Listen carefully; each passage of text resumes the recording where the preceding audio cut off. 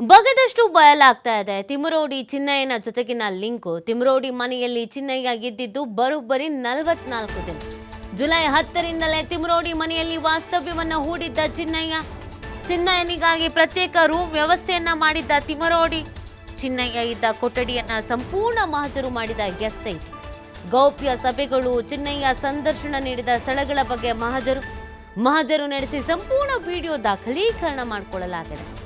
ಮಹೇಶ್ ಶೆಟ್ಟಿ ಸಹೋದರ ಮೋಹನ್ ಶೆಟ್ಟಿ ಮನೆಯಲ್ಲಿ ಮಹಜರು ಮಾಡಿದರು. ದಾಖಲೆಗಾಗಿ ಇಡೀ ಮನೆಯಲ್ಲಿ ತಲಾಶನ ನಡೆಸಿದ್ದಾರೆ SIT ಅಧಿಕಾರಿಗಳು. ಕೆಲವೊಂದು ದಾಖಲೆಗಳನ್ನು ವಶಕ್ಕೆ ಪಡಿಸಿಕೊಂಡು FSL ವರದಿಗೆ ಈಗ ಕಳಿಸಲಾಗಿದೆ ಅನ್ನೋದ್ರ ಬಗ್ಗೆ ಮಾಹಿತಿ ಸಿಗ್ತಾ ಇದೆ. ನೋಡಿ, ಚಿನ್ನಯ್ಯ ಇದ್ದಿದ್ದು ಬರೋಬ್ಬರಿ 44 ದಿನಗಳ ಕಾಲ ತಿಮರೋಡಿ ನಿವಾಸದಲ್ಲಿ. ಸೊ ಈ ಪ್ರಕರಣದಲ್ಲಿ ಹೀಗೆ ಆಗುತ್ತೆ ಅನ್ನೋದನ್ನು ಹೇಳಲಿಕ್ಕೆ ಸಾಧ್ಯವೇ ಇಲ್ಲ. ಯಾಕೆ ಅಂದರೆ ನಾನು ಕೇವಲ ಆಶ್ರಯ ನೀಡಿದ್ದೀನಿ. ನಾನೊಬ್ಬ ಹೋರಾಟಗಾರ. ಈ ಹಿಂದೆಯಿಂದಲೂ ಕೂಡ ಹೋರಾಟವನ್ನು ಮಾಡ್ಕೊಂಡು ಬರ್ತಾ ಇದ್ದೆ. ಯಾರೋ ಒಬ್ಬ ವ್ಯಕ್ತಿ ಬಂದು ಹೀಗೀಗ ಅನ್ಯಾಯ ಆಗಿದೆ, ನಂಗೆ ಆಶ್ರಯ ಕೊಡಿ ಅಂತ ಹೇಳಿದ್ರು, ನಾನು ಕೊಟ್ಟಿದ್ದೀನಿ, ತಪ್ಪೇನು ಅಂತ ತಿಮರೋಡಿ ಪ್ರಶ್ನಿಸಬಹುದು. ಅಥವಾ ತಿಮರೋಡಿ ಆತ ಇಲ್ಲಿದ್ದ ಅನ್ನೋದಕ್ಕೆ ಸಾಕ್ಷಿಗಳಿಗೇನಿದೆ, ನಮ್ಮ ಮನೆಯಲ್ಲಿ ಇದ್ದ ಅಂತ ಹೇಗೆ ಹೇಳ್ತೀರಾ ಅಂತಾನೂ ಕೇಳಬಹುದು.